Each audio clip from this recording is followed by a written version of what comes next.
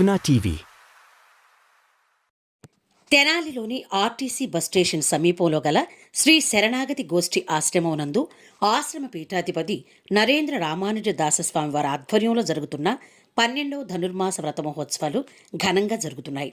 గత 17 రోజులుగా జరుగుతున్న ఈ ఉత్సవాల్లో భాగంగా శుక్రవారం మేగడ నుండి వెన్న తీసే వెన్న తాళోత్సవంలో వందలాది మంది భక్తులు పాల్గొని తరించారు.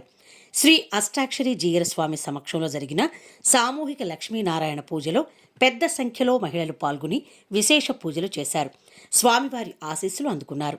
అనంతరం తీర్థప్రసాదాలు అందజేశారు.